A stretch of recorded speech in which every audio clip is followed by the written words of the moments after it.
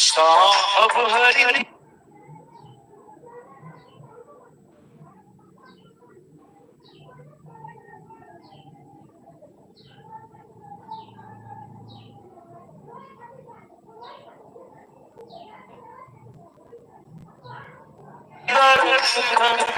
मंगल गावल सब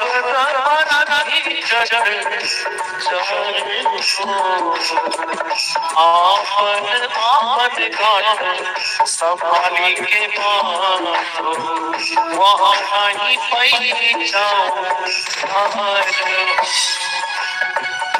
आपन घाट संभाली के बातो वहाँ नहीं पैजाओ हाल हो आपन आपन घाट संभाली के बातो वहाँ नहीं पैजाओ धार हो।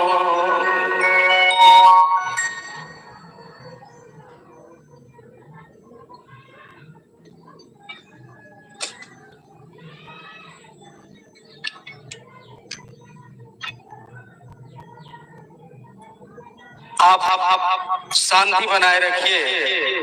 सुनाना कि वहां नहीं पैंचो उधार हो। आइए इस कार्यक्रम की अगली कड़ी में इस विराट शिव गुरु महोत्सव जो आज घटित हो रहा है,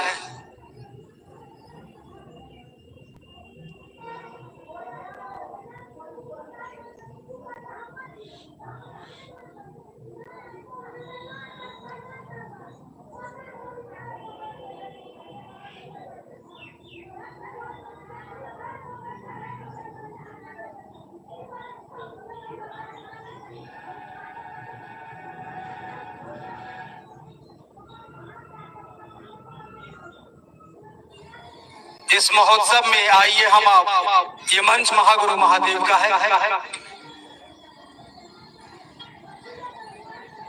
आपके लिए विषय है भारतीय संस्कृति में भगवान क्यों।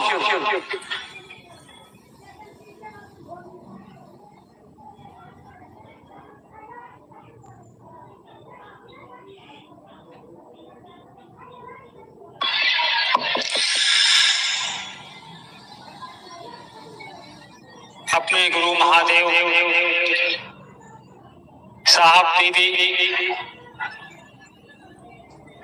और इस प्रांगण में उपस्थित तमाम गुरु भाई गुरु बहनों को मेरा प्रणाम है।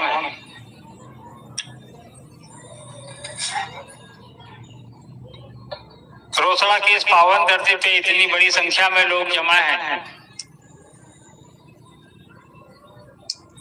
अपने गुरु की बात सुनने को, अपने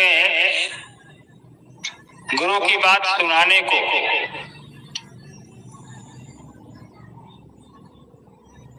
तो अगर जहां तक मेरी आवाज जा रही है, जो ये पंडाल में या उसके बाहर बैठे हैं, उन लोगों से एक अनुरोध करना चाहूंगा कि मुझे एक चीज बताइए कि यहाँ महादेव की बात सुनने कौन कौन आया है, वो हाथ उठाए। सारे लोग आए हैं, ठीक है। अब वो लोग हाथ उठाएं जो आपस में बात करने आए हैं। कोई नहीं, तो फिर इतनी आवाज कहां से आ रही है? कृपया थोड़ी शांति रखिए ताकि हम भी कुछ समझ पाए, आप भी कुछ समझ पाए। अनुरोध है गुरु बहनों गुरु भाइयों से, कार्यकर्ताओं से विशेषकर कि जो जहाँ हैं वहीं बैठे रहें, जहाँ जगह मिलती है वहाँ बैठने का प्रयास करें। ये हम समझ सकते हैं धूप कड़ी है, पंडाल थोड़ा छोटा पड़ गया है, आप लोग धूप में बैठे हैं, लेकिन ये धूप भी महादेव का छाया होगी, वो भी महादेव की, बारिश होगी वो भी महादेव की, और हम आप भी महादेव की। तो जो उन्होंने भेजा है उसको स्वीकार करना हमारा आपका दायित्व बनता है या मजबूरी भी है। उद्घोषक महोदय ने कहा कि भारतीय संस्कृति में शिव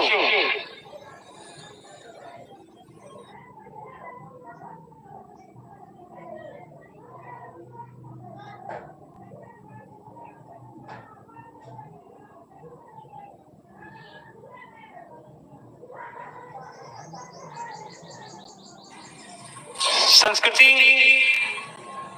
तो हजारों साल से सभ्यताएं संस्कृतियां चली आ रही हैं इस देश में, जिन्होंने शिव को विभिन्न स्वरूपों में हमारे आपके अंदर बनाए रखा है। आज के इस दौर में पूर्व से शुरू नहीं करेंगे, हम आज से शुरू करेंगे। कितने लोग ऐसे हैं जिनके घर में आज भी शिव की पूजा होती है? हमारी जानकारी में सभी लोगों के घर में शिव की पूजा होती है। कभी ये आपने सोचा है कि शिव की जो आप और हम पूजा कर रहे हैं, शिवलिंग पे जल चढ़ा रहे हैं, बेलपत्र चढ़ा रहे हैं,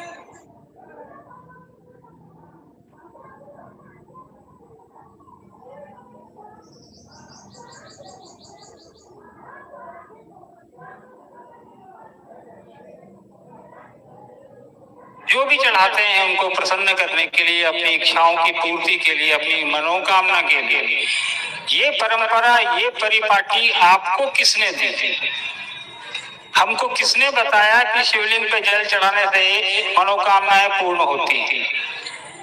हमारे आपके पूर्वजों ने, किसी के पिताजी ने बताई, उसके पिताजी ने बताई, उसके दादा ने बताई, उसके परदादा ने बताई, जहां तक हम आप जान रहे हैं। यानी शिव अभी हमारे आपके बीच स्थित है, उसका कारण हमारा पूर्व है। यानी शिव आपके हमारे पूर्व से है। तो जो आपके हमारे पूर्वज हैं उनके भी पूर्व से होंगे, उनके भी पूर्व से होंगे। यानी शिव प्राचीन है, अति प्राचीन है। किताबों में, वेदों में, सभ्यताओं में हर जगह शिव की उपस्थिति है।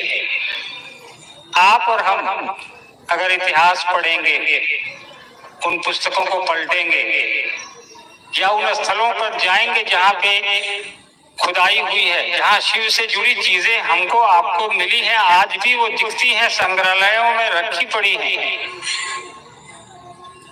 इस पूरी सृष्टि में सबसे पुराना, सबसे प्राचीन अगर कोई भगवान है, कोई देवता है, तो है हमारे भगवान शिव। आज से 10,000 साल पहले तक का हमारे आपके पास इतिहास है, जो प्रमाण के साथ है कि शिव की पूजा उस समय भी होती थी।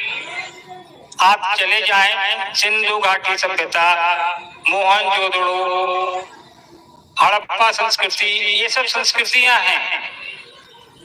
उस समय की सभ्यताएं, उस समय के लोग, उस समय के तौर तरीके, उस समय की बहुत सारी पद्धतियां जो हैं वो बदल गई। आज वो पद्धतियां नहीं हैं, लेकिन सभ्यता आज भी आपके हमारे बीच मौजूद है। शिव के स्वरूप में है, भगवान के स्वरूप में है। उस जमाने में आज से 10,000 साल पहले की जो खुदाई की चीजें मिली हैं, उसमें शिव का पशुपतिनाथ स्वरूप का की मूर्तियां मिली हैं, आकृतियां मिली हैं, जिसमें शिव पशुपति के रूप में है। आप जहाँ बैठे हैं, यहाँ बगल में पड़ोसी देश नेपाल है, वहाँ देखेंगे पशुपतिनाथ का मंदिर भी है, और उस पशुपतिनाथ की चर्चा आपकी पुस्तकों में भी, आपकी संस्कृति में है, और आपके पास प्रत्यक्ष प्रमाण मिले हैं कि पशुपतिनाथ आज के 10,000 साल भी पहले थे। तो ये तो लिखित इतिहास है, और लिखित तो हजारों साल का होगा, लाखों साल का होगा। शिव के कई स्वरूप हमारे आपके वेदों में वर्णित हैं, अलग अलग नामों से हैं, अलग अलग जरूरत के मुताबिक शिव की उपस्थिति हमारे आपकी संस्कृति में हुई है। एक समय था जब आदमी खेतों पर आधारित था, कृषि पर आधारित था। उस समय जानवर पे आदमी का जीवन यापन पशुओं पर चलता था, तो शिव को पशुपतिनाथ के रूप में लोग पूजते थे। उसी शिव को लोग कई जगह रुद्र के रूप में भी पूजते हैं। उसी शिव को मृत्युंजय के रूप में भी लोगों ने पूजा है। उसी शिव को वैद्यनाथ के रूप में भी लोग पूजते हैं। ये वही शिव हैं जो हर घर में पूजित हैं। जैसे साहब ने लिखा है ना कि जैसे चंदा मामा सबके मामा, शिव घर घर के बाबा। तो ये उसी शिव की बात साहब ने की जो हमारी रग रग में रचे बसे हैं, हमारी संस्कृति में है, हमारी सभ्यता में है। संस्कृतियां मिटती जाती हैं, सभ्यताएं नहीं मिटती।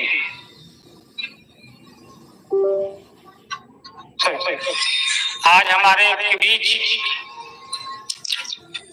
शिव के जिस गुरु स्वरूप की अवधारणा पर हम और आप बात कर रहे हैं,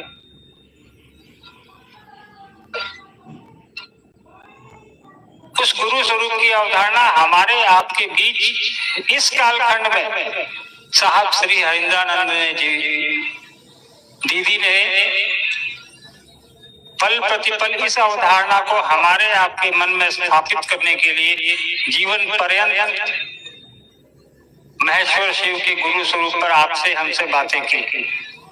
यह प्रयास किया कि वो गुरु, वो महादेव जो देवों का देव भी है, असुरों का भी है, हर इस सृष्टि में जो भी आया है उसके द्वारा वो पूजित है। उसका एक स्वरूप जो गुरु का है वो व्यापक नहीं हुआ, वो व्यापक करने का श्रेय हमारे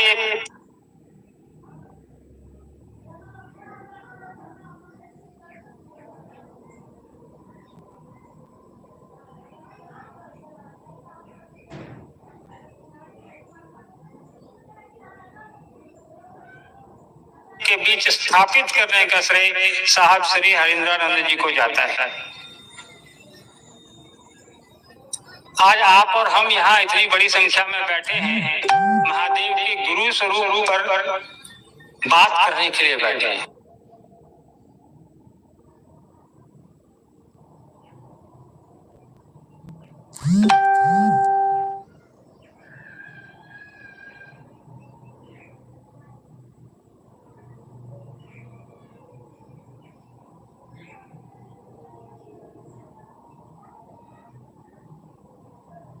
महादेव के भगवान और देवादिदेव महादेव के स्वरूप पर तो पूरी दुनिया हजारों साल से पूजा करती आ ही रही है। कांवर लेके बूढ़ा बुजुर्ग कोई भी इंसान जो चल नहीं सकता वो भी, जिसको कष्ट है वो भी, जो बूढ़े हैं वो भी,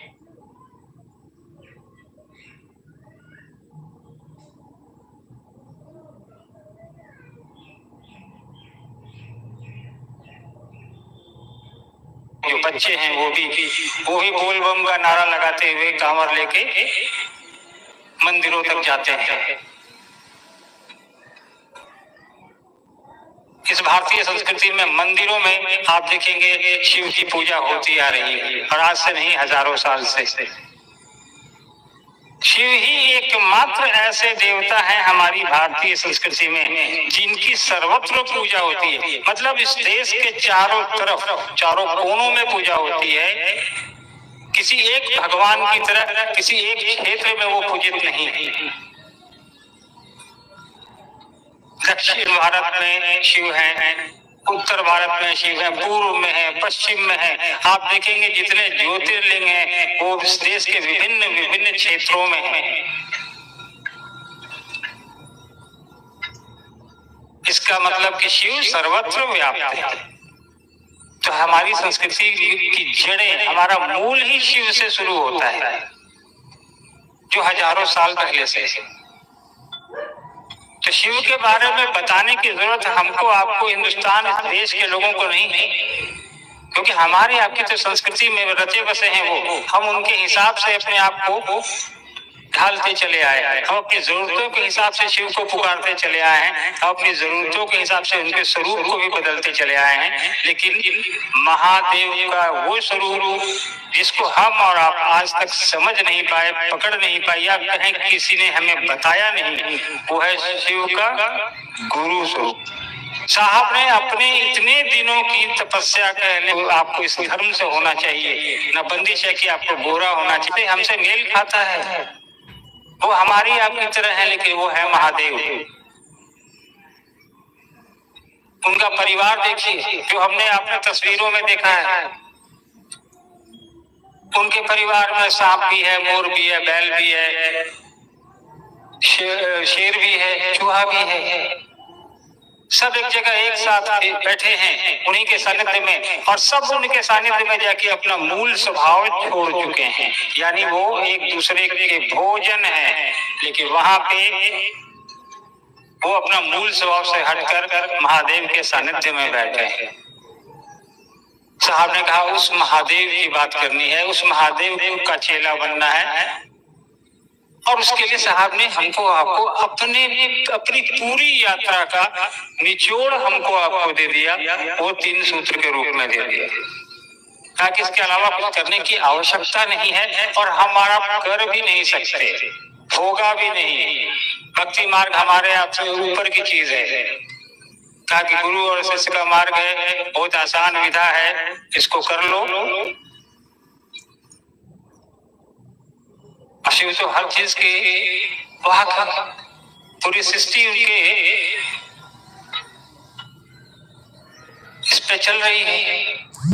तो जब वो गुरु हमारे आपके बीच मौजूद है, वो महादेव मौजूद है, तब फिर इधर उधर भटकने की जरूरत क्या है। साहब ने कहा कि कुछ नहीं सोचना है, कुछ नया नहीं करना है। हम और आप जो कर रहे हैं, जो खा रहे हैं, जहाँ रह रहे हैं, जो काम कर रहे हैं, जिस मानसिकता में हैं, जिस परिस्थिति में हैं, जिस स्थिति में हैं, अपने मन को शिव के गुरु स्वरूप से जोड़ लीजिए। जोड़ने में सहायक क्रिया के रूप में साहब ने 3 काम बताए, तीनों काम कर लीजिए। और 3 काम में से 2 काम तो हमको आपको अपने लिए करने हैं। एक ही काम है जो दूसरे को भी बताना है कि शिव हमारे गुरु हैं, आपके भी हो सकते हैं भैया, ये 3 काम कर लीजिए। तो गुरु दक्षिणा के रूप में तो हमारा आप यही काम कर रहे हैं कि लोगों को बता रहे हैं। 2 काम तो हम और आप अपने लिए कर रहे हैं, दया की याचना कर रहे हैं, नमन कर रहे हैं।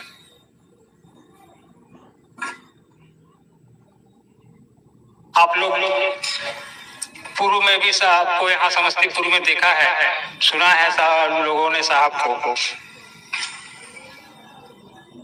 हम फिर वही बात कहेंगे कि शिव की शिष्यता में साहब ने जो कहा,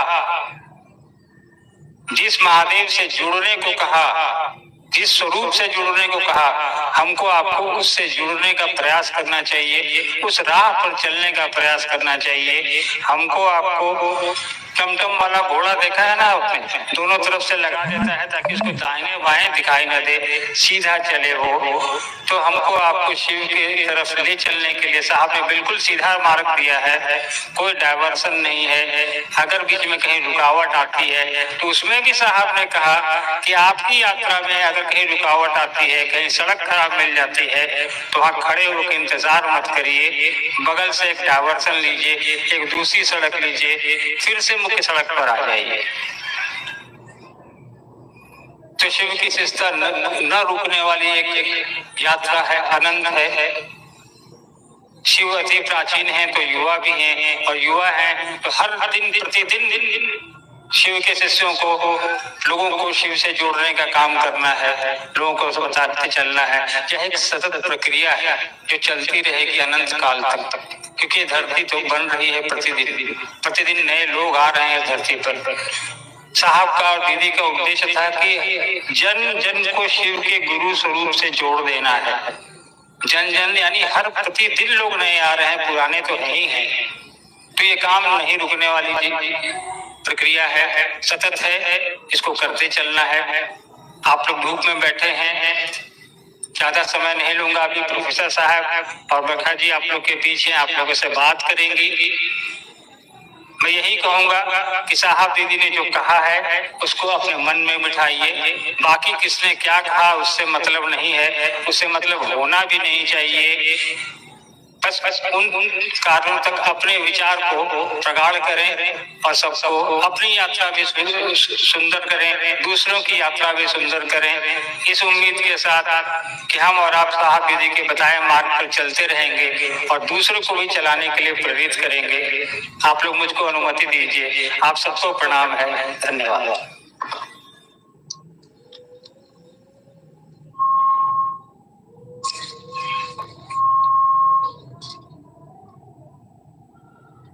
बहुत सुंदर अभी हम लोगों ने सुना भैया अर्चितानंद जी को।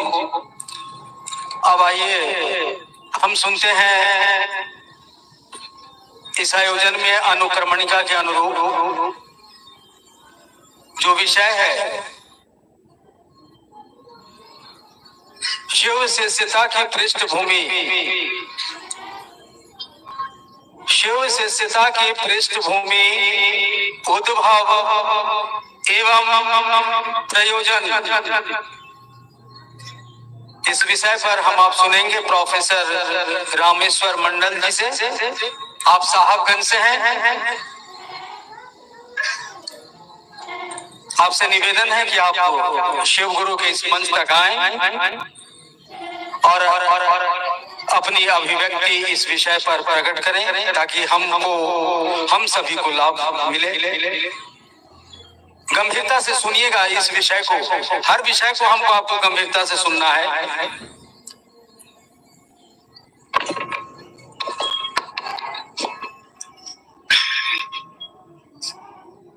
अपने गुरु महेश्वर शिव के चरणों में प्रणाम है। इस कालखंड के प्रथम शिष्य वरेण्य गुरु भ्राता साहब श्री हरिंद्रानंद जी को प्रणाम है। इस कालखंड की प्रथम शिष्या हम सबों की शक्ति स्वरूपा दीदी नीलम आनंद के चरणों में प्रणाम है। यहाँ उपस्थित आप सभी भाई बहनों के चरणों में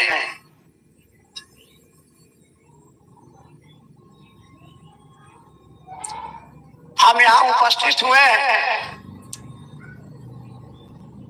विराट शिव गुरु महोत्सव। जब कोई जीवन में खुशखबरी आती है तो महादेव हम लोग उत्सव मनाते हैं और ये है महोत्सव, यानी बहुत बड़ा उत्सव मना रहे हैं। क्यों? इसलिए मना रहे हैं कि गुरुओं के गुरु, जगत गुरु, देवों के देव महादेव महेश्वर शिव हमारे आपके जीवन में गुरु के रूप में उतरे हैं। इससे बढ़िया आनंद का विषय और क्या हो सकता है। इसलिए इस महोत्सव में आए हैं।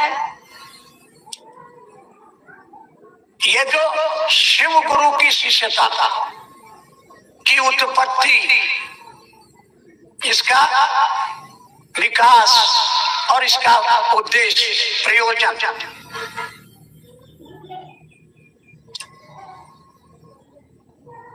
अब मान्यता है कि गुरु के रूप में स्वयं ईश्वर ही गुरु है। इस कालखंड में जगत गुरु भगवान शिव की शिष्यता और उनके गुरु स्वरूप से जुड़ने की परंपरा का प्रारंभ होता है हमारे इस कालखंड के प्रथम शिष्य वरेण्य गुरु भ्राता साहब श्री हरिंद्रानंद जी, जिन्होंने अपने जीवन के प्रारंभिक 15 वर्षों में तरह तरह के गुरुओं, तांत्रिकों, औघड़ों को अपना गुरु माना। श्मशान में, कब्रिस्तान में साधनाएं की। जब वो मेरे कॉलेज में विद्यार्थी के रूप में थे तो मुझको भी अपने साथ श्मशान और कब्रिस्तान की साधनाओं में ले जाया करते थे। और इन 15 वर्षों में उनके जीवन ने यह अनुभव पाया कि ये जो तथाकथित स्वनाम धन्य सतगुरु और जगत गुरु हैं, बड़े तांत्रिक हैं, इनके पास में वो चीज नहीं है जिसकी उनकी तलाश थी। वो नहीं जानते थे कि हम क्या तलाश रहे हैं, लेकिन कुछ खोज रहे हैं।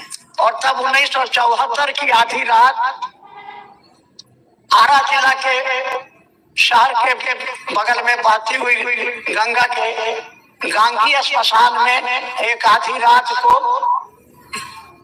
बैठ के अपना मनन चिंतन कर रहे थे, क्या खोया क्या पाया। और विचारों के इसी प्रवाह में जो मन टूटा हुआ था, दुखी था, एक ख्याल आया उनके मन में कि सारे शरीरधारी गुरु कहते हैं कि गुरु भगवान होता है, तो उनके मन में आया तो भगवान गुरु क्यों नहीं। और अपने घर में पिताजी से सुना करते थे कि भारतवर्ष के अध्यात्म में शिव को, महादेव को ईश्वर कहा जाता है, भगवान कहा जाता है। और एक श्लोक भी याद आया, गुरुर ब्रह्मा गुरुर विष्णु गुरुर देवो महेश्वर गुरु साक्षात परब्रह्म तस्मै श्री गुरुवे नमः। इसका अर्थ होता है कि जो परमात्मा की सृजन, पालन और संहार की शक्तियां हैं वह गुरु धारित करता है, इसलिए परमात्मा ही गुरु है। ऐसा मान करके, समझ करके उन्होंने उसी श्मशान में आधी रात में यह संकल्प लिया, एक विचार को अपने मन में खड़ा किया, संकल्प लिया कि अब सीखेंगे तो महादेव आपसे ही सीखेंगे। मन कह रहा था कि वह तो शरीर में नहीं है, ज्ञान कहाँ से देगा, मंत्र कौन देगा। लेकिन उनका हिसाब बता रहा था कि जब शरीरधारी आदमी भगवान हो सकता है, जब सारी शक्तियां वह ईश्वर अपने अंदर धारित करता है, तो गुरु क्यों नहीं हो सकता है। और उन्होंने शिव को न कुछ छोड़ने का संकल्प लिया, बस शर्त लगा दी। आपको जान के आश्चर्य होगा, आज तक गुरुओं ने शर्त लगाई थी, चेला बनना है तो आओ, हाई छोड़ के आओ, हाउ छोड़ के आओ, तब चेला बनाएंगे। और हमारे साहब श्री ने क्या हमने गुरु बना लिया, लेकिन आप तो शरीर में है नहीं, हमको पूछना होगा तो कहाँ जाएंगे। और हम बहुत ठगाए हुए आदमी हैं, इसलिए हमारा 3 पहला, आसमान से उतरोगे तो गुरु नहीं मानेंगे, क्योंकि श्मशान की साधना के क्रम में बहुत बार देखा कि आसमान से दिव्य शरीर धारण करके, महादेव का रूप धारण करके, और कुछ देर के बाद पता चला कि तो प्रेत है, तो ठगाने का स्कोप है। इसलिए आप खुश रहिए तो अपना घर रहिए। अगर आप महादेव के रूप में जो कैलेंडर में दिखाई देता आइएगा, आपको गुरु नहीं मानेंगे। दूसरी शर्त, मनुष्य के रूप में आके बोलिएगा कि मैं ही महादेव हूँ। तो रावण भी राक्षस था, साधु वेश में गया सीता जी को हरण करके लंका ले गए। तो कौन भरोसा है भैया कि आदमी के रूप में कोई आके बोलेगा कि हम ही महादेव हैं और ठगा जाए, तो हम ठगाए, अब और नहीं ठगाएंगे। और तीसरी शर्त रख दी कि अब तक जो हमने गुरुओं से सीखा है, जो करते आ रहे हैं, नहीं करेंगे, न माला फेरेंगे, न दिया जलाएंगे, न हाई करेंगे, न हाउ करेंगे, कुछ नहीं करेंगे। अब आपको हमसे जो करवाना है करवाइए। और छोड़ दिया, बैठ के रोते थे। दीदी नीलम आनंद ने मुझको बताया था उन दिनों के बारे में कि वो अकेले में बैठ के रोते थे कि कोई नहीं, किसी किताब में नहीं लिखा है कि कैसे शिव का शिष्य बना जाए, क्या किया जाए, कोई बताने वाला नहीं। तो रोते थे अकेले में बैठ करके। और देखिए सब कुछ छोड़ दिया उन्होंने, हम और आप नहीं छोड़ते हैं। 5 को भजन गावे करेंगे, अगरबत्ती देखावे करेंगे, लेकिन साहब ने करके दिखाया। शर्तों में गुरु को बांध दिया और गुरु ने शर्त का पालन किया। 75 में तुर्की में अपने दरवाजे पर कुर्सी लगा के आम के पेड़ के नीचे बैठे हुए हैं, हाथ में चाबी का गुच्छा घूम रहा है, कुछ सोच रहे हैं। अचानक लगा कि जो सांस अंदर जा रही है इसके साथ नमक गया, और जो सांस निकली तो शिवाय निकला। और मुंह से आवाज निकलती है कि रे रे रे, ये न खोजत रहनी। आंगन में बैठी माँ पूछ रही है का भुलाइल रहा, हाथ से चाबी गिर गई। दोबारा फिर कान में आवाज टकराई, होश में आए, चाबी उठाई और कहा कि चाबियां गिर गई रहे। आध्यात्म की कुंजी मिल गई, न कोई आदेश मिला न कुछ मिला। और साहब ने कहा कि हमने शिव को गुरु माना था केवल चमत्कार सीखने के लिए। क्या चमत्कार, पढ़िएगा अनमिल अखर किताब में बहुत सारे चमत्कार वहां हुए हैं। तो वो चमत्कार और गुरु चेतना का परिमार्जन करते हैं। उनको शक्ति आ गई, जो सोचते थे उनके सामने कोई टुकड़ा रोता था, वो सोच लेते और उसका टुकड़ा दूर हो जाता। तो मन में भय आया कि कोई जिन कोई भूत प्रेत हमको पकड़ लिया है क्या। तो पहली बार अपनी सूचना दी अपने श्रीमती दीदी नीलम आनंद को कि मैंने शिव को गुरु माना।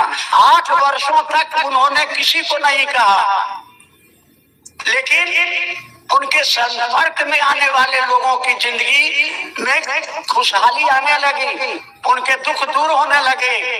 और तब उनके मन में आया, वो लिखते हैं शिष्यानुभूति में कि अध्यात्म में आए इस आह्लाद ने उनके मन में ये प्रेरणा जगाई, अंतर प्रेरणा जगी कि ये जो अध्यात्म में संक्रांति आ गई है, अध्यात्म के नाम पर, पूजा पाठ के नाम पर लोगों की जिंदगी बर्बाद हो रही है और घर में तबाही और बर्बादी का मंजर दिखने को मिलता है। क्यों नहीं लोगों को शिव से जोड़ा जाए। और तो 1982 में पहली बार जब मधेपुरा जिला में मजिस्ट्रेट बन करके गए, बचपन के साथी आए और उन्होंने जब कहा कि हाकिम जाने छिए कि महादेव गुरु छथिन, तो इनको धक्का लगा कि 8 वर्षों तक जिस रहस्य को हमने सीने में छिपा के रखा, इसको कैसे मालूम। बताया लोगों ने कि तो किताबों में लिखा है। हमारे साहब श्री कहते हैं कि शिव को गुरु मानने के 8 वर्षों के बाद मुझको मालूम हुआ कि शिव गुरु है, आदि गुरु है, जगत गुरु है। ये कहानी आप सभी जानते हैं। 82 में ही उन्होंने एक परीक्षा देनी पड़ी उनको सिंहेश्वर स्थान मंदिर में जाकर के कि महादेव को प्रसाद खिलाइए तो आपकी बात मानेंगे। और उन्होंने कोई अंतर मंतर नहीं पढ़ा, केवल कहा बुढ़ाओ इज्जत रखी हो, और महादेव ने प्रसाद ग्रहण कर लिया। 65 में बेगूसराय में आकाशवाणी हुई, तुम जो करते हो कहते नहीं हो। उत्तर दिया साहब ने कि मैं जो करता हूं वही कहता हूं। आवाज आई, असत्य बोलते हो। साहब ने उत्तर दिया, मेरी आदत नहीं झूठ बोलने की। आवाज आई, क्या करते हो। साहब ने उत्तर दिया, मैं लोगों को शिव का शिष्य बनाता हूँ। आवाज आई, करने के लिए क्या कहते हो। और तब चुप लगा गए। इनको समझ में आ गया कि गलती है, मैं जो करता हूँ वो कहता नहीं हूँ। मैं लोगों को शिव शिष्य बनाता हूँ, लेकिन लोगों को शिव शिष्य बनाने के लिए नहीं कहता हूँ। आवाज ने कहा, जो करते हो करने के लिए कहो। यानी गुरु के द्वारा साहब श्री को ये प्राधिकृत किया गया, ऑथराइज किया गया, क्या कि लोगों को शिव का शिष्य बनाना। चलिए, और सबसे वरण्य गुरु भ्राता साहब श्री हरिरानंद जी के जीवन का, दीदी नीलम के जीवन का एक सूत्रीय कार्यक्रम हो गया। आप पढ़ेंगे। आओ चले शिव की ओर में। हमारे साहब श्री लिखते हैं कि महादेव मुझको नरक का कीड़ा बना करके रखिए लाखों बरस। मुझको नहीं चाहिए पद, नहीं चाहिए पैसा, नहीं चाहिए सम्मान, नहीं चाहिए मोक्ष। क्या चाहिए। धरती के एक एक मनुष्य के जीवन में शिव शिष्यता का दिया जलना चाहिए। लोगों का जीवन शिवमय हो, मंगलमय हो। और आज हम आप यहाँ इकट्ठे हुए हैं। साहब और दीदी ने हमको आशीर्वाद दिया हुआ है कि आप ईमानदारी से लोगों के दिलों में शिव की शिष्यता का दिया जलाइए। आपके जीवन में आने वाले कांटों को मैं चुनूंगी, छाया की तरह आपके साथ रहूंगी। हमारे साहब श्री हरिरानंद जी ने कहा कि आप इस काम को ईमानदारी से करिए। किस काम को। लोगों के दिलों में शिव की शिष्यता का दिया जलाने के लिए, ताकि उनका जीवन शिवमय हो, उनका जीवन सुखमय हो। कर भला तो हो भला, आपका भी भला होगा। और याद रखिए, 2 बातें उन्होंने की। पहली बात, इस धरती पर रहो लेकिन धरती का होके मत रहो। आप यहाँ आए हैं, फिर लौट के अपना अपना घर जाइएगा। धरती पर हम भी आए हैं, एक दिन लौटेंगे, तो क्या दे के जाएंगे इस धरती को, क्या लेके जाएंगे इस धरती से। तो ये जो 3 सूत्र मिला है, ये 3 सूत्र, पहला सूत्र जो आया नमन का, नमः शिवाय, झुकना सीखिए। साहब ने अनमिल आखर आओ चले शिव की ओर में लिखा, अकड़ और अहंकार अध्यात्म में बाधक है। वरीयता के अहंकार को छोड़ो, जो समाज और गुरु के सामने नहीं झुक सकता है वो शिव का शिष्य नहीं हो सकता है। शिव का अनुचर बनो। वह शिव जो सत्य है, शिव है और सुंदर है, वह लोगों के लिए उसने जहर पिया है। हमको और आपको भी दुनिया के जहर को पीना है और लोगों की जिंदगी में शिव शिष्यता का दिया जलाना है। तो इसी संकल्प को याद करते हुए यहाँ से प्रसाद के रूप में लेके जाइए, जो हमारे इस विराट शिव गुरु महोत्सव का प्रयोजन हमारे वरण्य गुरु भ्राता साहब श्री हरिहरानंद जी के द्वारा ये जो शिव शिष्यता का राजमार्ग हमको दिया गया है, इसका एक ही उद्देश्य है और वह उद्देश्य है कि धरती के एक एक आदमी के जीवन में शिव शिष्यता का दिया जलाना है, ताकि उनका जीवन शिवमय हो, मंगलमय हो। साहब ने कहा कर भला तो हो भला। इसी उद्देश्य के साथ, इसी संकल्प के साथ हम यहाँ से जाएंगे और मनसा वाचा कर्मणा कोशिश करेंगे कि हमारे साहब जी के इस संकल्प को पूरा करने में हमारा भी थोड़ा उपयोग गुरु की दया, साहब जी के आशीर्वाद से हो जाए। क्योंकि करते वही हैं, कराते भी वही हैं। चलिए इन्हीं संकल्प के साथ, इसी मनसा के साथ कि आप सभी यहाँ से जाएंगे और साहब जी के संकल्प को पूरा करने। एक बात और, साहब ने अपने मुखारविंद से कहा कि संत मरते नहीं है, इसलिए इस धोखा में मत रहिएगा कि साहब शरीर में नहीं है। साहब हैं, हमारे आपके दिलों में है। नंबर 2, साहब ने जो संकल्प दिया है कि लोगों के दिलों में शिव की शिष्यता का दिया जलाना है, हमारे बहुत भाई बहन कहते हैं कि फुर्सते नहीं मिले छे, हमको समय नहीं मिलता है। मेरा कहना है, अच्छा लगे या बुरा लगे, हम तो कहेंगे हमको पेंशन मिलता है तो बेटा के नाम पर, पोता के नाम पर, पोती के नाम पर बैंक में जमा कर देते हैं, कुछ अपने ऊपर भी खर्चा कर देते हैं। तो हम अपने महादेव के लिए, अपने साहब दीदी के लिए 50 रुपया महीना में नहीं दे सकते हैं? जरा सोचिए तो कि हमको रांची से यहाँ आना था, पैदल नहीं आ सकते थे, कार से आए, पैसा दे के आ गए। हमको बीमारी नहीं ठीक हो रहा, डॉक्टर तो पैसा दिए, डॉक्टरवा हमको ठीक कर दिया। तो हम अगर 50 रुपया महीना अपने संस्था को, जो साहब और दीदी ने बनाया, इस उद्देश्य से बनाया कि ये हमारा संस्था काम करेगी, तो उस साहब के संकल्प की दिशा में मनसा वाचा कर्मणा, मुंह से, मन से सोच भी नहीं सकते हैं कि हे महादेव दया कीजिए कि दुनिया का एक एक आदमी शिव का शिष्य बने। आप सोच भी नहीं सकते।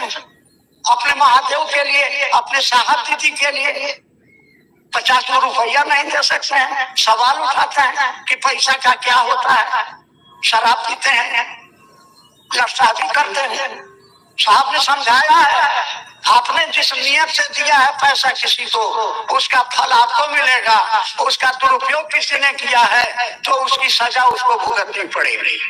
तो आप अपनी नियत ठीक रखिए। क्या नियत है? मैं नहीं जा सकता, मैं नहीं बोल सकता, मेरा पैसा मदद करेगा, ताकि विश्व के कोने कोने में हम शिव शिष्यता की बात को लोगों तक पहुंचाए। कोई ये कहे नहीं कि हमको तो पता नहीं था कि हम महादेव को गुरु मनाते।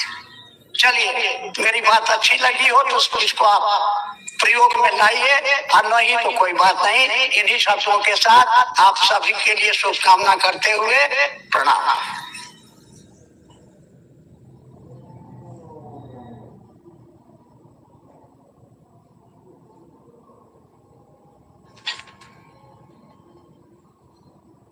आइए, इस आयोजन में हम आप एक भजन सुनेंगे और इस भजन के बाद हम दीदी बरखानंद जी को सुनेंगे। पहले भजन सुनते हैं। भजन के लिए हम इस मंच पर आमंत्रित करते हैं गुरु भाई श्री राम बलि जी। आप रोसड़ा समस्तीपुर से हैं। आप महागुरु महादेव के इस मंच पर आइए। श्री राम बलि जी रोसड़ा, और आपके मन में शिव गुरु से संबंधित कोई जिज्ञासा हो तो आप लिख के भेजेंगे मंच तक। मंच के बाईं ओर हमारे गुरु भाई खड़े हैं, वो आपसे जिज्ञासा ले लेंगे। आध्यात्मिक जिज्ञासा भेजिएगा। आइए भजन सुनते हैं। इस भजन के बाद हम लोग सुनेंगे दीदी बरखा आनंद जी को।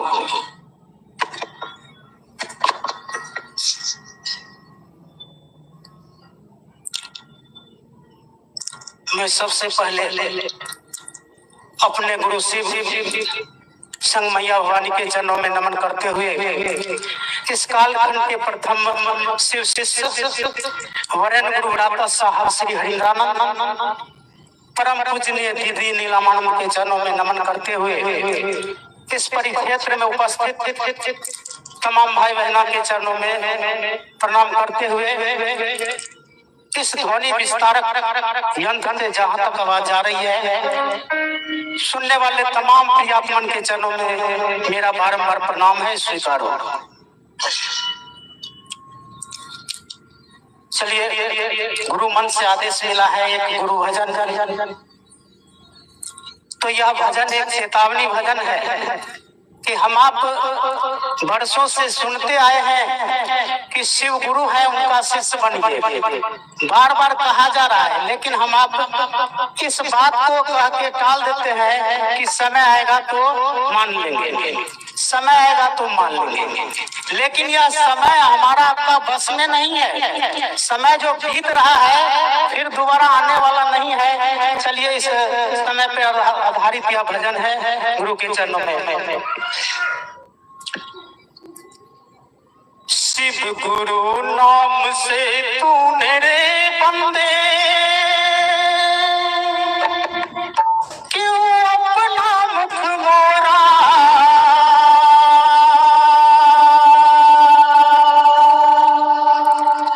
शिव गुरु नाम से तूने रे बंदे क्यों अपना मुख मोरा, जाए समय का घोड़ा, समय का घोड़ा। शिव गुरु नाम से तूने क्यों अपना मुख मोरा, शिव गुरु नाम से तूने क्यों अपना मुख मोरा, जाए समय का घोड़ा, समय का घोड़ा।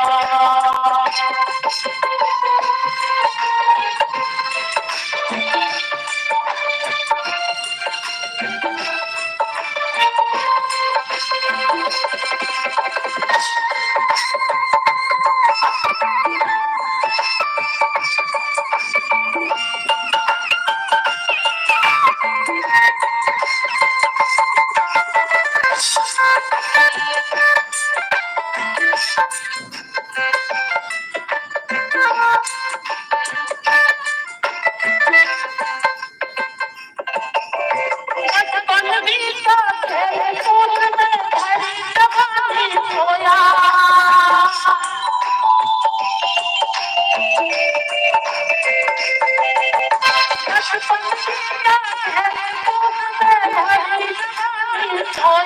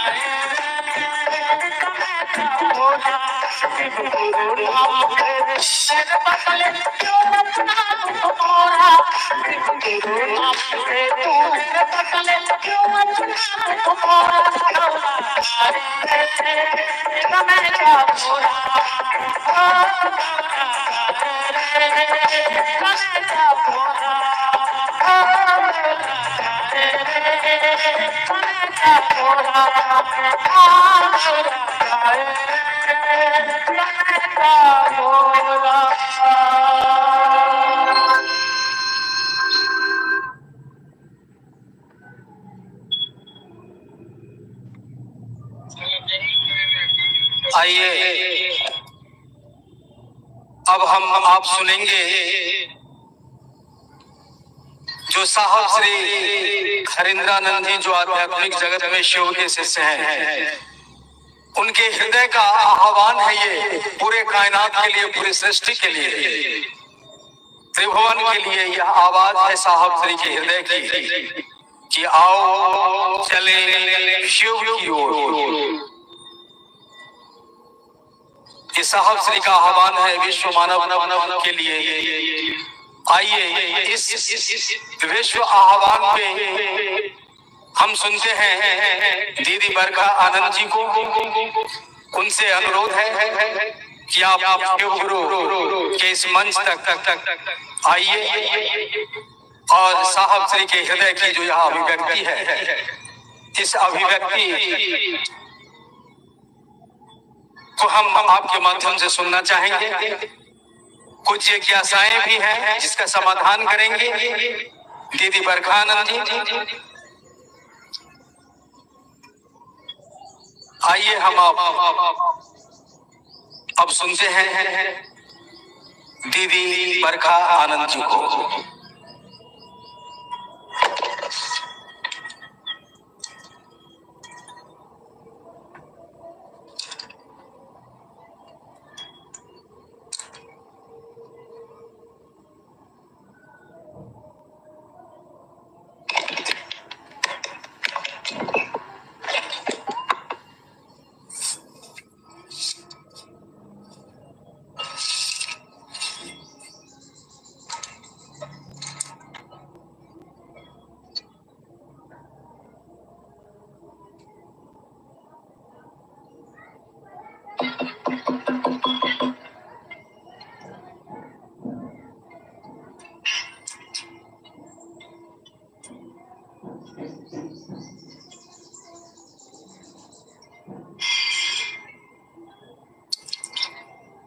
मेरे गुरु महेश्वर शिव के चरणों में मेरा प्रणाम है।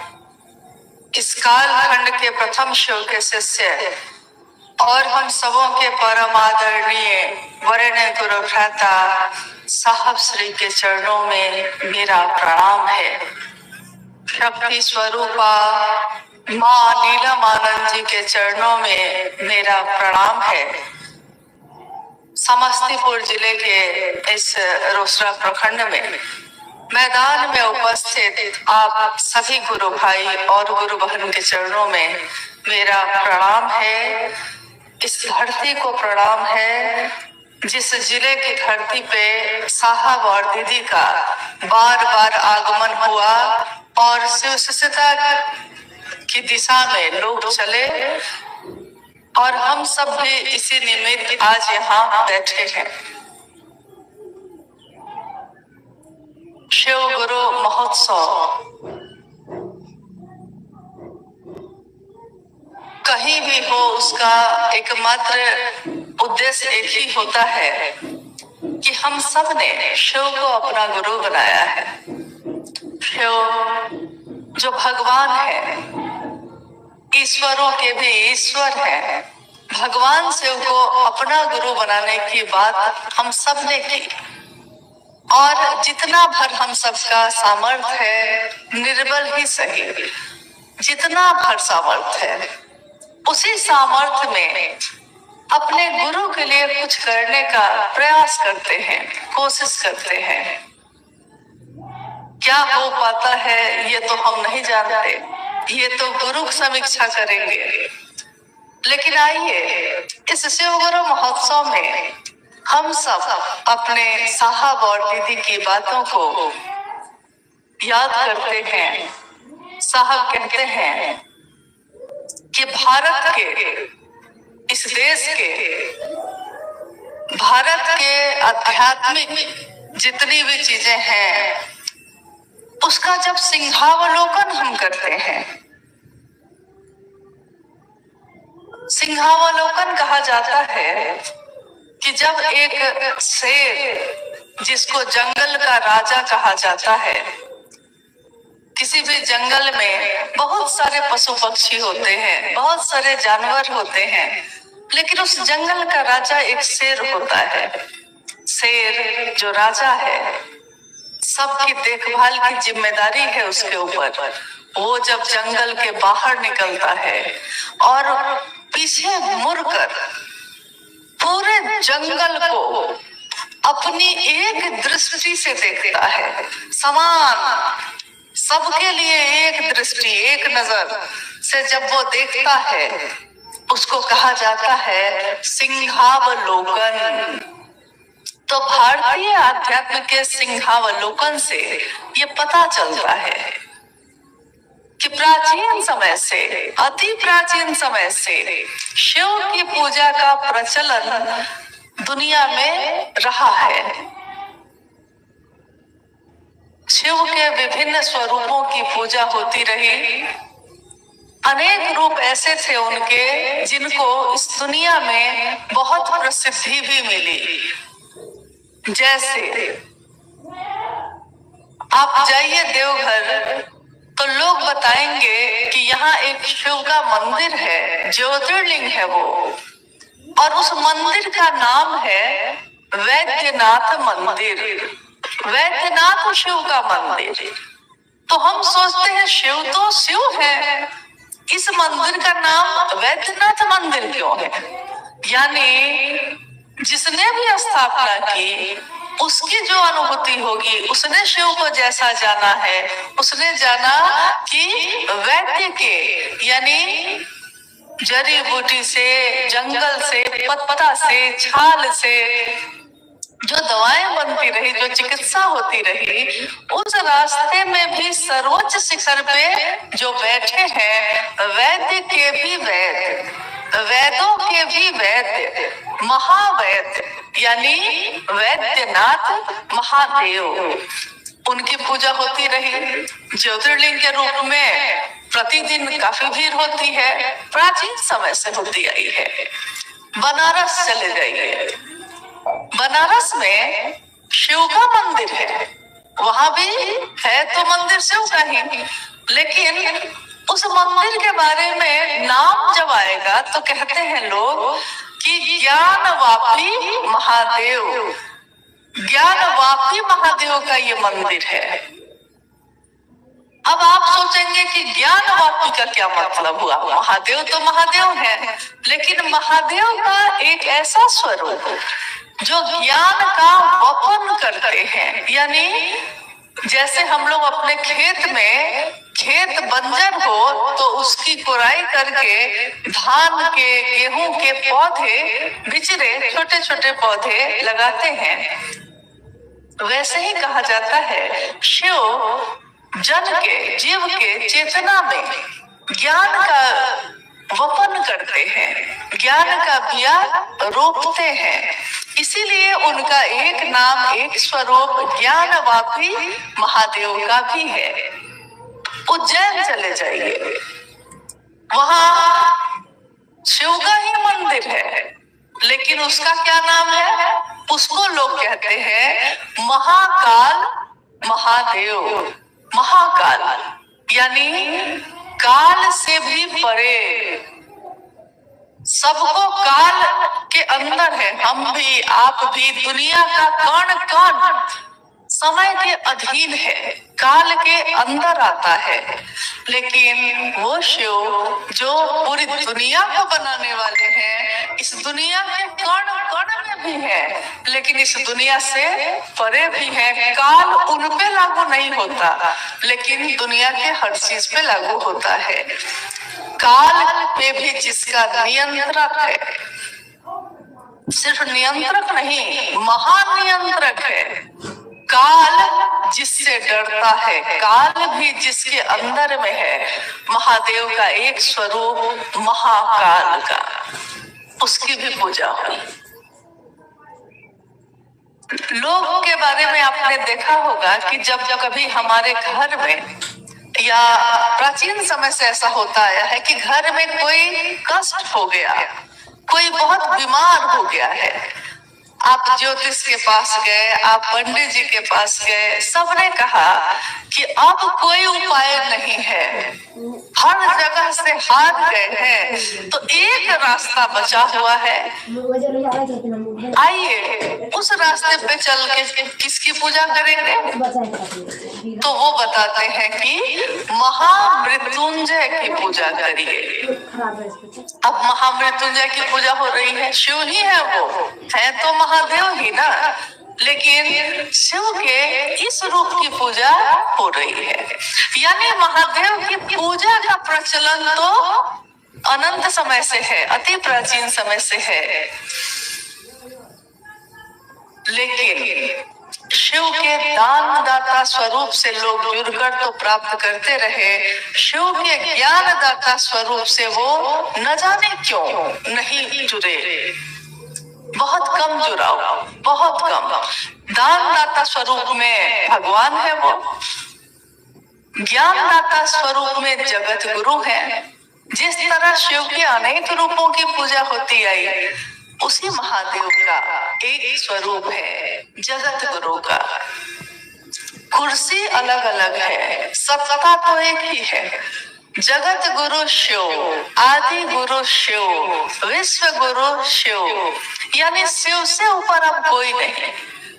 जितने भी गुरु हैं इस धरती पे, अगर शिव गुरु न हो तो धरती का एक भी आदमी उसमें गुरु का अंश नहीं हो सकता। जगत गुरु शिव को कुछ लोगों ने गुरु बनाया, प्राचीन समय में भी बनाया। ऐसे ऐसे शिष्य हुए उनके, जिन्होंने विश्व कल्याण के लिए, दुनिया का भला हो, इसके लिए कुछ न कुछ किया, लेकिन दुनिया के लोगों को ये नहीं बताया, न जाने क्या कारण थे, न जाने क्यों ऐसा हुआ, ये नहीं बताया कि महादेव आपके भी गुरु हो सकते हैं। उन्होंने विश्व कल्याण की कामना की, लेकिन स्वयं उनकी पूजा होती रही, जिसके कारण पूजा होती रही, उसका नाम नहीं लिया, लोगों के पास नहीं, लोगों को अद्भुत नहीं जोड़ा उससे, न जाने इसके क्या कारण थे। ये युग है जिस युग में हम और आप जी रहे हैं, ये है कलियुग। हमारे शास्त्र कहते हैं कि कलियुग एक ऐसा युग होगा जिसमें महेश और चंडी की पूजा होगी। प्राचीन इतिहास में इन चीजों का उल्लेख है। क्यों?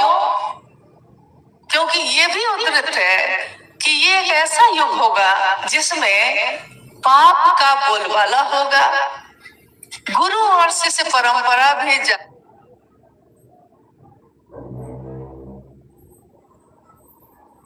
आती रहेगी, लोग धर्म से विमुख हो जाएंगे और नैतिकता का पतन होता चला जाएगा।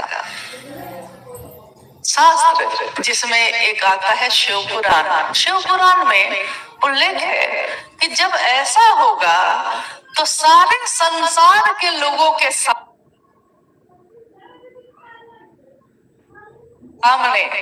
एक ही विकल्प बचेगा और वो विकल्प होगा नमः शिवाय, शिव का प्राण मंत्र।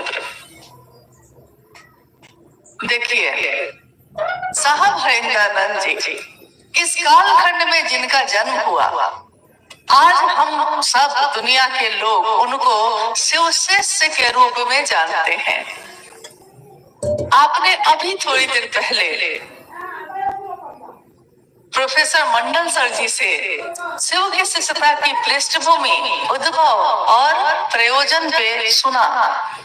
आपने सुना कि जब साहब श्री ने सन 1974 में शिव को अपना गुरु बनाया तो उस समय उन्होंने किसी शास्त्र का अध्ययन नहीं किया था और ना कोई वेद पढ़े, ना कोई पुराण पढ़ा, ना कोई उपनिषद पढ़ा, ना किसी धार्मिक और बाकी के साहित्यों का अध्ययन किया, ना तंत्र पढ़ा, ना ज्योतिष पढ़ा, कुछ नहीं। शिव को गुरु बनाया उन्होंने और उनकी अनुभूति में ये चीजें उतरती चली गई। हम शिव की चर्चा में भाग तो लेते हैं, हजारों लाखों की संख्या में हम लोग शिव गुरु महोत्सव में जुटते हैं। इस गुरु के मंच से बहुत तरह की बात होती है, लेकिन अगर आप आए और गुरु के मंच से गुरु बोलते हैं, कोई शिष्य नहीं बोलता, गुरु किसी न शिष्य के माध्यम से कुछ न कुछ बोलते हैं। हम ध्यान से सुनते नहीं, हम उसको समझने की कोशिश नहीं करते। और अगर हम ऐसा नहीं करेंगे तो इन बड़े आयोजनों का कोई अर्थ नहीं रह जाता, क्योंकि कारगर तो यही है कि एक व्यक्ति दूसरे व्यक्ति से बात करे। आप देखिए कि इस कालखंड में शिव के शिष्य ने, गौर करिए इस बात पे, उन्होंने कोई शास्त्र नहीं पढ़े और इतने वर्षों के बाद जब उन्होंने कोरोना काल में एक पुस्तक लिखी जिसका शीर्षक है आओ चले शिव की ओर, आज का विषय भी यही है। साहब ने ये शीर्षक लिखा और उसके बाद उस किताब को, उस पुस्तक को लिखा। उस पुस्तक में उन्होंने लिखा है, अनमिलाकर में उनके जीवन की घटनाएं हैं, उसमें भी उल्लेख है कि व्यक्ति शास्त्र को पढ़ के, अगर किसी ने शास्त्र पढ़ रहे हैं, अगर किसी ने पुराण पढ़े हैं, अगर किसी ने बहुत विद्वता की चीजें पढ़ ली हैं, तो वो विद्वान हो सकता है, इसमें कोई शक नहीं।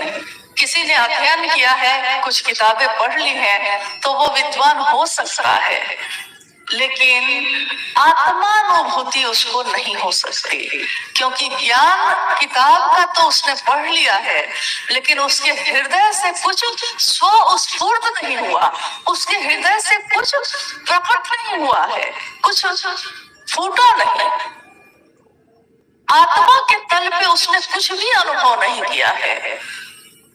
कोई मंत्रों का जप करता है, शरीरधारी गुरु और शिष्य की परंपरा है। गुरु अपने शिष्य के, आपने सुना होगा बहुत जगहों पे, गुरु अपने शिष्य के कान में मंत्र दे देते हैं और कहते हैं कि ये सिर्फ तुम्हारे लिए है, किसी और को नहीं कहना। उस मंत्र को जपते जपते वो मंत्रविद तो हो सकता है। मंत्रविद का अर्थ होता है जिसने मंत्र को रट लिया, जिसने मंत्र को याद कर लिया है, लेकिन आत्मानुभूति नहीं हो सकती, क्योंकि आत्मानुभूति के लिए इन चीजों का कोई मोल नहीं है। साहब श्री के जीवन में यही हुआ था।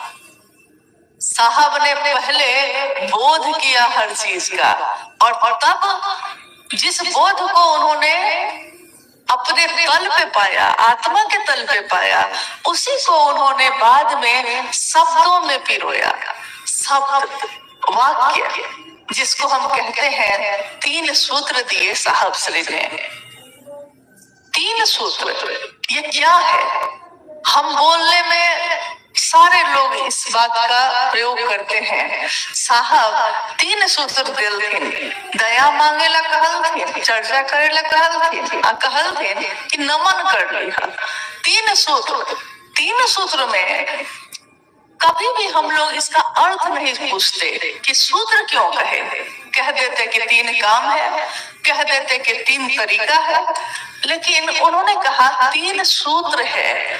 सूत्र का अर्थ होता है कि एक ऐसा फॉर्मूला, एक ऐसा सूत्र जिसमें जटिल से जटिल और आसान से आसान किसी भी तरह का गणित उस पर बैठा दीजिए, एक दिन उसका हल निकल ही जाता है।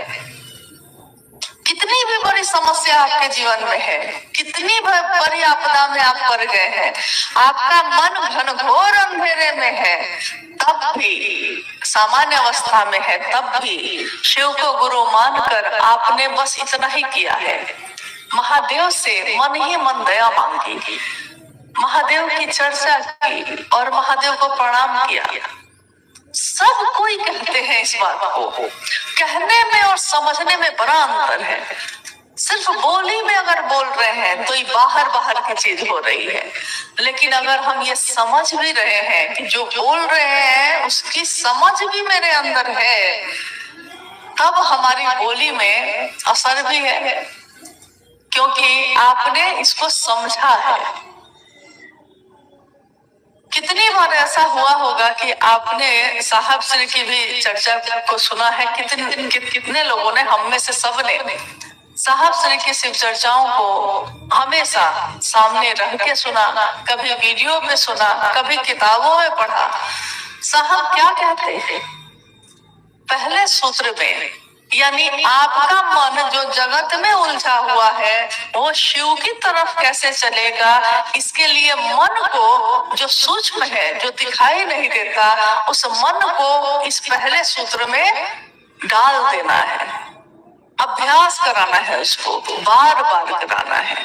और इसमें क्या करना है, मन तो जगत में है, आकर्षण जगत का है, घर अच्छा लगता है, परिवार अच्छा लगता है, वैभव अच्छा लगता है, खेत अच्छा लगता है, पैसा अच्छा लगता है, सम्मान अच्छा लगता है। महादेव, हम बोली में तो कहते हैं कि महादेव अच्छे लगते हैं, लेकिन महादेव के लिए अंदर से आवेश पैदा नहीं हो रहा है। ये कैसे होगा? तो स्व स्फूर्त जागरण हो, शिष्य का भाव आपके अंदर से फूटे, इसके लिए है पहला सूत्र, बार बार मन में ये कहना। आप गौर करिए कि मन में ये कहना, क्योंकि जो स्थूल चीजें होती हैं वो दिखाई देती हैं, लेकिन सूक्ष्म चीज जिससे ये स्थूल संचालित है दिखाई नहीं देता।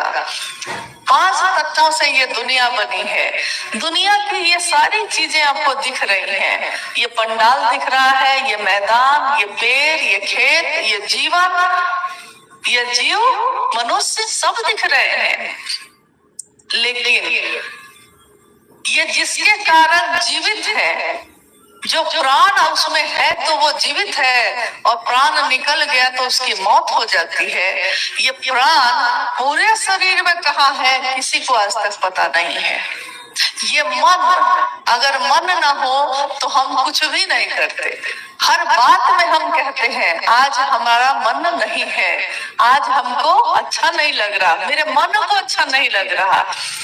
कभी हम कहते हैं कि मन को बड़ा अच्छा लगा, यानी आप अपनी नहीं मन की ही बात कर रहे हैं बार बार, और उस मन में शिव की दया की मांग है, हे शिव। और ये सिर्फ क्या है, वाक्य नहीं है, ये पंक्ति नहीं है, इसमें एक शिष्य इसके अर्थ को समझकर और तब बोल रहा है, हे शिव आप मेरे गुरु हैं। और ये कौन बोल रहा है? क्या आपके होठ बोलते हैं? नहीं, आपका मन बोल रहा है, क्योंकि मानसिक संप्रेषण देना है, ये मन ही मन ये कहना है, हे शिव आप मेरे गुरु हैं, मैं आपका शिष्य हूँ, मुझे शिष्य पर दया कर दीजिए। ये शिष्य कौन है? क्या ये शरीर है? क्या मेरे हाथ है, मेरे पैर है? ये शिष्य मेरा मन बनेगा। कोई भी रिश्ता भाव पे ही बनता है, मन ही बनाता है, अपना भी या पराया भी। हम बार बार इस बात को कहते हैं, मुझे शिष्य पर दया कर दीजिए। गुरु, इसके अंतर को हमको समझना होगा। भगवान के रूप में जो जैसे पुकारता है, मांगता है, मनोकामना की पूर्ति होती है, लेकिन गुरु के रूप में महादेव दया करते हैं, दया आ रही है, लेकिन यहाँ पात्र के जगह पे पानी गिर रहा है, बाल्टी है, तब पानी उसमें एकत्रित हो रहा है, शिव की दया आ रही है, लेकिन शिष्य भाव होगा तो शिव की दया उसी भाव में होती है। महादेव की दया जो होती है अहेतु की भी है, कारण नहीं चाहिए उनको दया करने के लिए ईश्वर के रूप में, लेकिन गुरु के रूप में साहब श्री की उस पंक्ति को याद करिए जिसमें उन्होंने कहा है कि गुरु की दया गुरु आदेशित अनुसार करने भर से मिलती है। गुरु की दया, गुरु का जो आदेश है बस उतना ही भर करने से मिल जाती है। और गुरु का आदेश क्या है आपने अभी सुना है तुरंत थोड़ी देर पहले कि आकाशवाणी हुई, साहब श्री से उस आवाज ने कहा कि तुम क्या करते हो, और उस आवाज ने अंत में कहा कि जो तुम करते हो वो दूसरों को करने के लिए कहना, जो तुम करते हो। साहब श्री ने क्या किया था? क्या उन्होंने बड़ी बड़ी व्याख्या की थी? क्या उन्होंने बहुत तरह के सत्संग और प्रवचन में भाग लिया था? नहीं, उन्होंने मन ही मन शिव को अपना गुरु बनाया था और दूसरों को शिव से बनने के लिए प्रेरित कर रहे थे। यानी ये काम वो वर्षों से कर रहे थे, लेकिन ये उनको उस समय तक पता नहीं था कि यही काम हमको दूसरों को भी करने के लिए करना है। गुरु के आदेश में बल होता है, ताकत होती है। हम और आप कहीं भी जाते हैं, शिव चर्चा करते हैं, छोटे छोटे बड़े बड़े शिव चर्चाओं का आयोजन करते हैं। हर जगह आपने देखा होगा कि लोग को लगता है कि मैंने इस क्षेत्र में काम किया है, ये मेरा इलाका है, और इस तरफ का सारा गुरु कार्य हम देखते हैं। गुरु का कार्य जो हुआ है इसका आयोजन मैंने किया है, तो मन थोड़ा पकड़ता है इन चीजों को।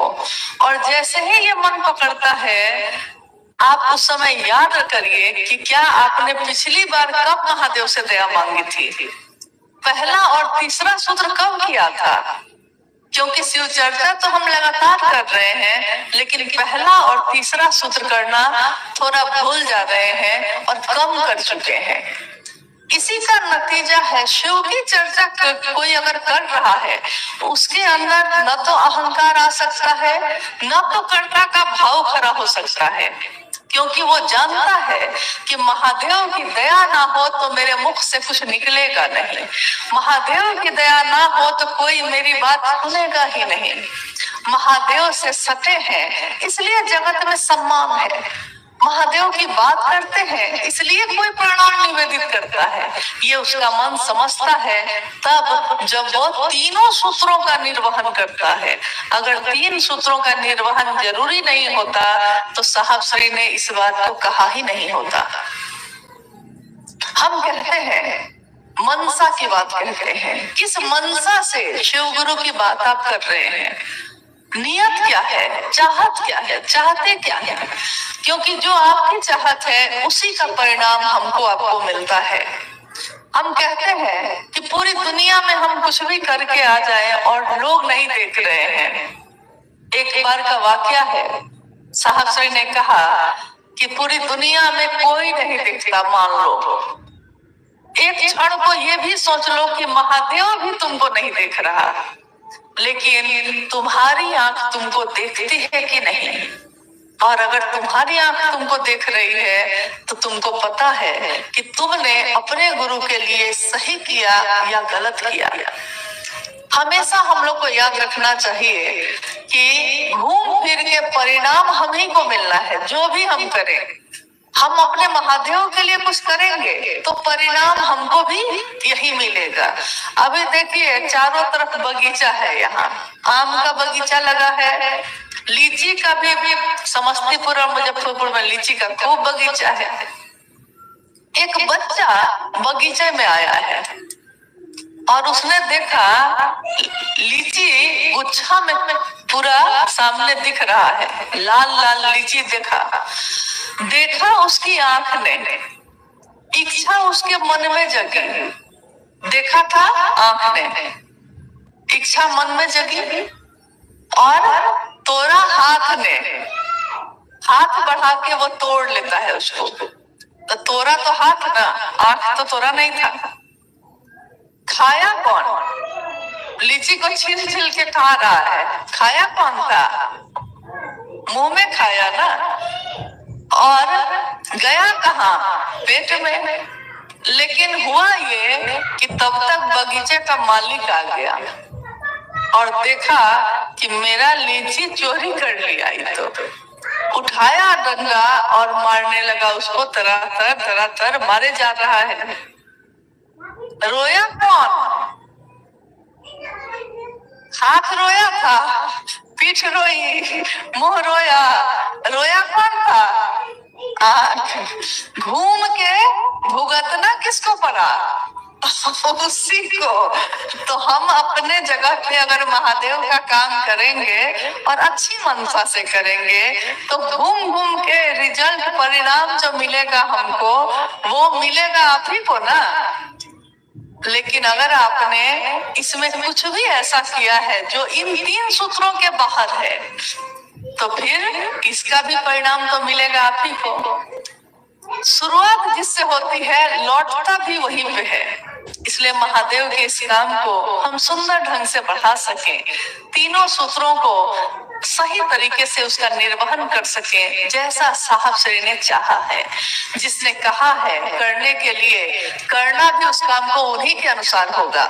काम उन्होंने कहा, रास्ता उन्होंने बताया, महादेव गुरु हैं ये बात उन्होंने बताई, 3 सूत्रों को देने वाले वो हैं। शिव की शिष्यता मेरे मन में जाग जाए, स्वस्फुट हो जाए, हम दया मांगते हैं। शिव की चर्चा से मेरा मन में जागरण हो जाए, क्योंकि आपने सुना शिव की चर्चा, शिव की शिष्यता में जागरण की बात कही जाती है, यानी हर व्यक्ति का मन, उसकी चेतना जाग जाए।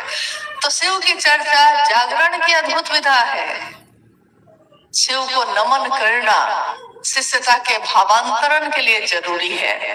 अब गौर कीजिए कि 3 सूत्र जरूरी है, लेकिन हम लोग कोई एक सूत्र को पकड़ के ही आगे बढ़ते चले जाते हैं। नतीजा है कि कुछ साल बीत जाते हैं और आप कहते हैं कि रिजल्ट नहीं मिला, महादेव की दया नहीं हुई, क्योंकि हमने जब भी आधी दवा खाइएगा तो बीमारी पूरी ठीक होगी नहीं। डॉक्टर ने जितना कहा आप उतना ही टैबलेट खाते हैं। तो साहब श्री ने, शिव के शिष्य ने जो कहा है वो करने की कोशिश हम सब करें। अगर अक्षरशः उस काम को कर लेंगे, परिणाम वही होगा कि शिव मेरे सचमुच में गुरु हो जाएंगे, हम भी शिव के शिष्य हो जाएंगे। और कहते हैं कि अगर उस शिव का शिष्य हो जाइए तो कीम न सिद्धते भूतले, क्या ऐसा है इस धरती पे, इस भूतल पे, जो शिव का शिष्य चाहेगा और नहीं मिलेगा उसको। आइए हम लोग कुछ जिज्ञासाओं पे बात कर लेते हैं, अगर आई है तो। जिज्ञासा आई है? हाँ, जिज्ञासा है। जिज्ञासा है, अध्यात्म क्या है, कृपया समझाया जाए। जिज्ञासा है अध्यात्म क्या है। जब मानव की बात आती है तो धर्म अध्यात्म दोनों एक ही होते हैं। ज्यादातर अब लोग समझने लगे हैं कि धर्म को भी संप्रदाय से जोड़ने लगे हैं, कि अलग अलग संप्रदाय को भी धर्म ही बोलते हैं। लेकिन आध्यात्म की बात जब होती है तो उसमें कोई जाति, कोई धर्म, कोई संप्रदाय, कोई वर्ण, पुरुष या स्त्री का भेद, अमीर गरीब का भेद, काले गोरे का भेद कुछ भी नहीं बचता। ये इन सबसे परे की बात है। शिव की शिष्यता एक आध्यात्मिक बात है। आध्यात्म एक शब्द है, इसका अर्थ होता है अपनी खोज। जो आपकी आत्मा है, जो ये जीवात्मा है, यही एक ही ऊर्जा है। अगर मनुष्य में, एक जीव में है तो जीवात्मा कह रहे हैं हम। परम सत्ता में है, परम रूप में है, अक्षय स्रोत में है तो परमात्मा कहते हैं हम। परमात्मा का ही अंश ये जीवात्मा जो मेरे इस शरीर में है, उसकी खोज। हम बाहर से तो अपने को आईने में, दर्पण में देखते हैं और सोचते हैं कि हम सुंदर हैं, हम अच्छे हैं, हम ऐसे हैं, हम वैसे हैं, लेकिन अपने अंदर हम देख ही नहीं पाते, खोज ही नहीं पाते। बाहर की दुनिया में इतना रम गए कि अपनी तरफ देखना भूल गए। आध्यात्म खुद की खोज है। मैं कौन हूँ, कहाँ से आया, कहाँ जाऊंगा, जब नहीं आया था तो कहाँ था, जब चला जाऊंगा तो कहाँ जाऊंगा, कौन है जो मुझको लाता है, कौन है जो मुझको ले जाता है, इसकी खोज, इसको कहते हैं अध्यात्म। और आपने गौर किया होगा किसी भी आयोजन में जब आप बैनर पे लिखते हैं तो आप लिखते हैं आइए भगवान शिव को अपना गुरु बनाए। एक पूर्णतः आध्यात्मिक आयोजन, एक ऐसा आयोजन जिसमें आया हुआ हर व्यक्ति अपनी खोज में है, उसकी अपनी यात्रा है। ये तीनों सूत्र वो करता तो अपने लिए ही है, क्योंकि दूसरों से भी अगर शिव की चर्चा वो करता है तो मन तो उसका समझता है, पहुंचाने वो जाता है महादेव के पास, पहुंचता खुद भी है।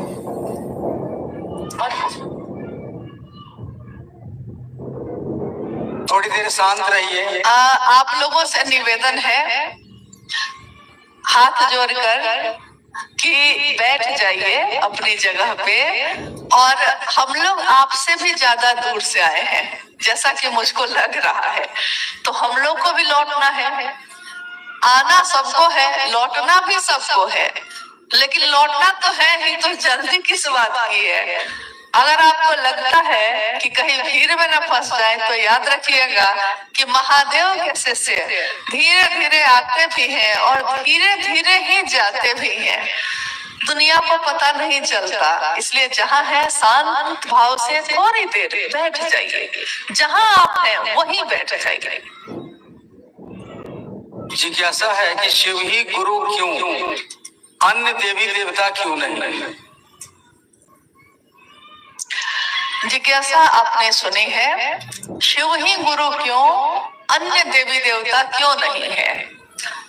तो प्रश्न में ही उत्तर भी छिपा है, क्योंकि अन्य देवी देवता कोई युद्ध की देवी है, कोई ग्रहों के देवता है, कोई स्थिति उत्पत्ति के देवता है, कोई पालनहार है, कोई कुछ है।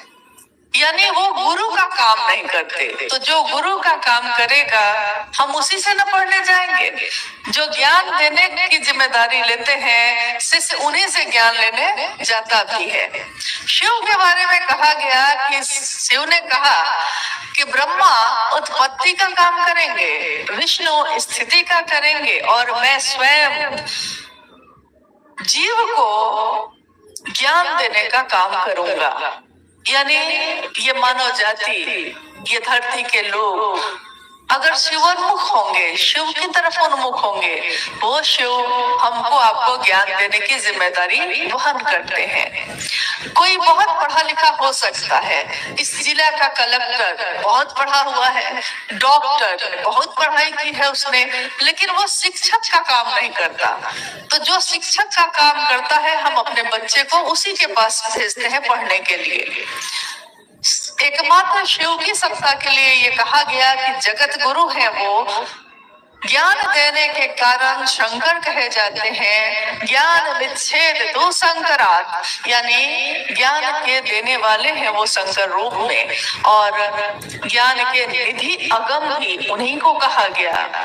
कण कण में जो जीव की व्याप्ति है उस कण कण में ज्ञान की जो दया की धारा है वो भी चल रही है उन्हीं के कारण। तो महादेव जगत गुरु की कुर्सी पे है, लेकिन जगत गुरु की कुर्सी पे बैठे वो हम सबको ज्ञान देने की जिम्मेदारी वहन करते हैं। अगर संपूर्ण विश्व के लोग शिव को अपना शिष्य भाव अर्पित करते हैं तो उस महागुरु महादेव को भी ज्ञान देने की जिम्मेदारी वहन करनी ही पड़ती है। शिष्यानुभूति में साहब श्री ये कहते हैं। एक अंतिम जिज्ञासा है, महिषी से हम बोल रहे हैं प्रमीला गुरु बहन, दीदी से आग्रह है कि हम रात को चर्चा में जाना चाहते हैं, जाएं कि नहीं जाएं?